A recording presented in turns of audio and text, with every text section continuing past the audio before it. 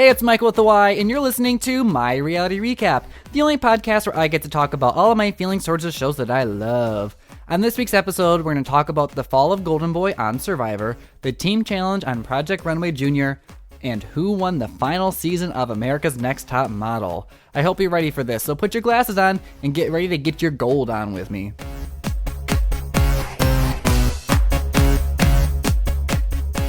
I'm flying solo for this week's episode, and you guys, Top Model is officially over, but I don't want to talk about it just yet because I'm so sad, but I'm going to start talking about Survivor for all of you people, and this week on Survivor, I just want to say first off, before I get really into Survivor, that I'm very confused as to who is going to win, because usually when you're watching Survivor, you can tell by who gets a good edit. Like, Kelly Wentworth is getting a really good edit, Jeremy's getting a good edit, but now everybody's starting to get a really good edit, everybody's starting to play the game, even Kimmy started to play the game this episode, and she's joining an all-girl alliance, so it's just really throwing me off my reality TV analyzing as to who's going to make it to the end, because they're showing everybody, and everybody's starting to play the game, and they're giving them pointers, and it's just like, oh my gosh, what is going to happen? So the reward challenge this week was the Loved Ones challenge, and that is where they fly in their loved ones, and the castaways competed while the loved ones watched, and they had to do like this obstacle course of puzzles and spinning, and they all got dizzy, and in the end, Kelly Wentworth won, and Jeff had her pick a couple of the other people to take their loved one back to camp with them, and she picked everybody except for Jeremy, Spencer, and Tasha. So the three of them were the only people at camp without their loved ones, while the five other people had their loved ones. And Joe was so happy because Joe's first time around, he didn't get to make it to the loved ones episode, and he just really wanted to share that moment with his dad. And so he got that because Kelly Wentworth picked him. So there was a lot of talk about if they should do an all-girls alliance. There was talk about if Joe loses, they need to get rid of Joe. But then there was also Tasha, Spencer, and Jeremy made a final three deal. And so Tasha is like the swing vote now, and she's in the middle of all these alliances. And that makes me nervous because I don't really like Tasha. Never been a really big fan of hers, even the first time she played. So I don't like that she's in the middle and she can decide. They just need to get rid of her. They need to get rid of Jeremy. And then anybody else can win, I think. I'd be fine with that. At the immunity challenge, Jeff surprised everybody and said that the last female standing and the last man standing both win immunity. So that means two people will be safe at Tribal Council. And for the challenge, they had to balance a statue on a little pedestal. And in 10-minute intervals, I think it was 10, it might have been 5 minutes. But in select intervals, they had to raise the level up higher. So by the end, they were balancing this little statue on like a 10 or 15 foot pole, blowing in the wind all over the place, and they had to balance it. So everybody started falling as soon as it got up to like the 10 feet mark, and the final female who won immunity was Kelly Wentworth. So for the men, it came down to two. It was Keith versus Joe, and Joe was the one who has not lost immunity yet since the tribes merged. And this part of the immunity challenge lasted an hour and a half. They kept going, and they were just holding on to it for the longest time, and then all of a sudden, we see Joe collapse. His thing falls straight to the ground. Everybody like screams up and out of excitement because he finally lost immunity, but then Joe didn't move, and Jeff Probst was like, oh my gosh, we need medical out here. So everybody started panicking. They're running to Joe. Joe's laying there. He dropped his little statue thing, not moving. He's unconscious. He passed out. So they tried to revive him. Not revive him, that's not the right word, but they like shook him. They gave him some water, and he came back to his normal self. And everybody was like so happy that he was alive instead of like dying. But I mean, he was holding up the statue, balancing it for an hour and a half with his head turned up. And they hurt your neck so bad. Like, I have a problem when I cut flowers at work, and it's just like, doing that for an hour and a half. But I mean, I would totally do the same thing if I was on Survivor, because it's $1 million in immunity.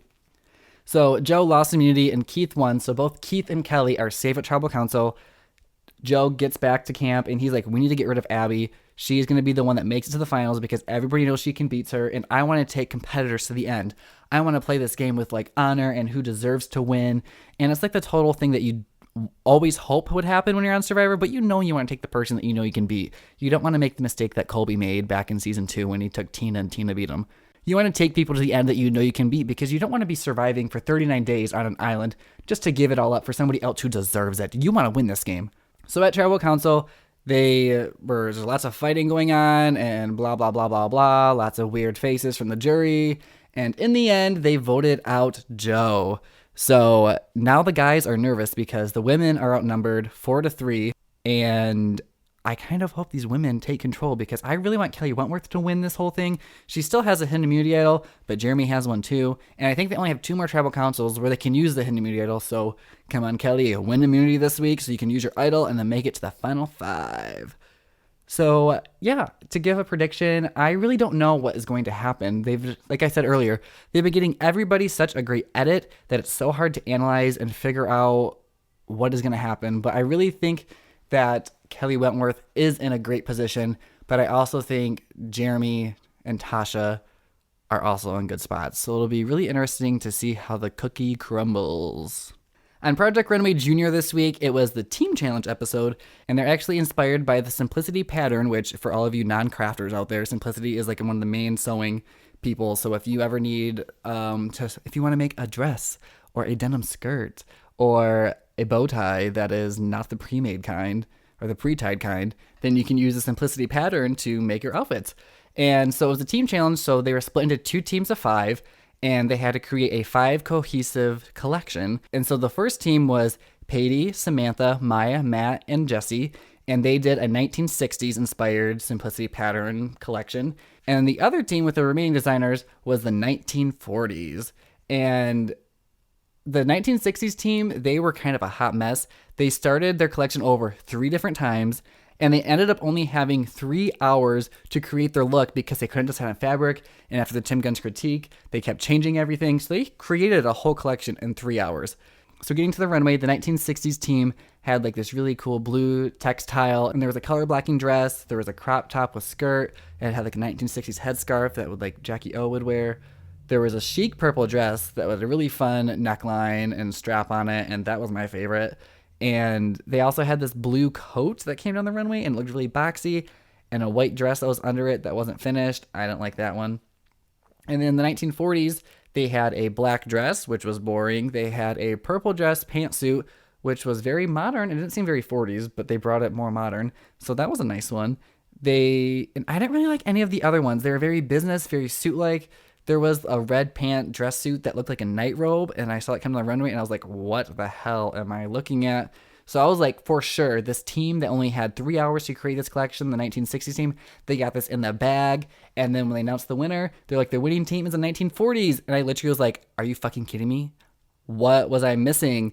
So going to the judges' critiques, the top looks were Bridget, which was that ugly red night robe dress thing. They absolutely loved it. And then Zach's pantsuit, which was very modern. So I was like, okay, I can see how that one is it. But overall, they did not deserve the winning thing. The bottom 2 looks were Samantha and she had the blue box coat thingy and the white dress that was undone. And then Matt was in the bottom 2 again because he made a crop top and he just had the scarf. So nothing fancy or new coming from him. So the winning look was Bridget with that ugly robe, red nightgown thingy, whatever. She won that. And then for the bottom 2, they had a big fight as to who should eliminate because Samantha has won a challenge and Matt was in the bottom 2 before, but Samantha's look was actually worse than Matt's was. And so they decided to not eliminate anybody and that next week would be a double elimination. So these little kids got a free pass for the week, and next week it should be a good episode because 2 of them are going home. Now I can finally talk about America's Next Top Model. This will be my final recap. Hopefully I can get some interviews, though, and do like a special top model thing, because I would really like to do that. But if that doesn't happen, this will be my final time talking about America's Next Top Model on my reality recap. And it started out where we left off 2 weeks ago with the final 4 of Mikey, Niall, Lacey, and Mame. And it was boy versus boy, girl versus girl. And we knew that 1 male and 1 female would make it to the finals. So the contestants gave a presentation about why they should be a finalist and win America's Next Top Model. And then Tyra goes, okay, here we go. We're going to break it down. 2 of you are going to be eliminated right before this runway starts. So she calls up Mikey and Niall, and she explains how great they've been, blah, blah, blah, blah, blah. And she says the person walking in the runway show and the final male is... That's me doing a little drum roll. Niall. Yes. I literally screamed. I was like, yes, I needed this. And whew, so happy. I mean, I felt bad for Mikey. He's such a good model too, but Niall just had it in the bag. He had this one. So he's the final male standing. And then my nerves completely turned on times 12, not 12. Let's say turned on times 22 because it's cycle 22. And it was Mame versus Lacey. And the entire time I was like, if Lacey can just beat Mame, then I will be 100% happy with who wins this season, because I've always wanted from the beginning Niall or Lacey, because they're both so good. Tyra gives them their little speech about saying all their greatness and how beautiful they are, blah, blah, blah, blah, blah. And the final female of the competition is Mame. I was so pissed. I watched it with my roommate, and he was like, Michael, calm down. And I'm like, you do not understand, Eric. You do not understand. She deserved to make it to the finals. Lacey killed it this whole season. Yes, I know I just made a really weird voice, but that's how I feel. It should have been Lacey versus Niall. Ugh. Okay, so anyways, Mame made it. Yes, Mame's a good model, but Lacey was way better. And so they get to this runway. Mame was killing it. She added like a special turn throughout the whole thing. And I'm like, oh my gosh, Mame is going to win this season. I cannot have this happen. This is the last season ever. It can't be Mame. And then Niall comes on the runway, and Niall's deaf. And the music system was all open and out, so he couldn't hear the beats. So his first outfit, he's like walking super fast, and the judges are like, whoa, whoa, whoa, slow down, slow down, slow down. And so he finally got the hint, and so he slowed down a little bit. And then when he got back to change for look 2, they were like, walk slow, Niall. So he walked slow the second time, and he crushed it, but I was left very nervous. Getting to the final panel, they reviewed their whole body of work. They reviewed their runway, and I was seriously so nervous because I always analyze how they do these TV shows and who's going to win and everything. And Mame was getting such a good edit. She was talking about how she's a diplomat's daughter and everything, and how she wants to do greatness for everybody throughout the whole world. But then Niall is too, because he's deaf and he would be a great PR story. And I'm just like, who is it going to be? Tyra took to the stage and she was like, the winner of Cycle 22 of America's Next Top Model is Niall. Oh, you guys, I was so happy. I tried not to cry, but I had tears in my eyes. I was like, this is the final time somebody's going to win America's Next Top Model. And it was somebody who deserved it.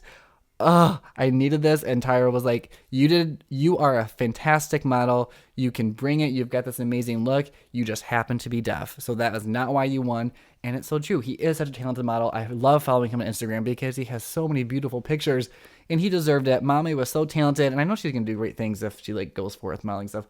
But I really feel like Niall is going to be one of the most successful people ever on America's Next Top Model, simply because he has so much to work with. Like, he can market his deafness. He has a app out where he's teaching everybody sign language, and if it's $1 per person, he has a lot of following, so he's making bank. Not Tyra Bank, but he's making bank on this app, and I am just so happy that he won.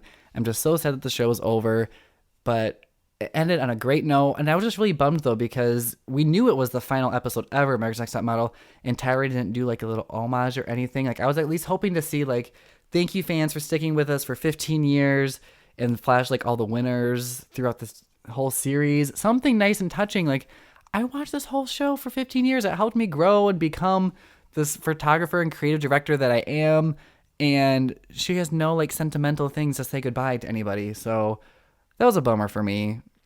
Oh well, that means I just gotta try to make something happen on my reality recap so that way I can feel better about everything. Well, I want to thank all of you so much for listening to this podcast. If you like what you heard today, please click that subscribe button and give this podcast a 5-star rating. You all know that'll make me feel really good inside. And I want to keep the conversation going with all of you. Tweet me at Michael with a Y or hashtag MYRR to let me know all of your thoughts and feelings about the shows we talked about today and which shows you want me to talk about in the future. You can follow me on social media. You can follow me on Twitter, Instagram, and Snapchat at Michael with a Y, and that is spelled exactly as it is on here. Don't forget to smile, and remember, glasses are sexy.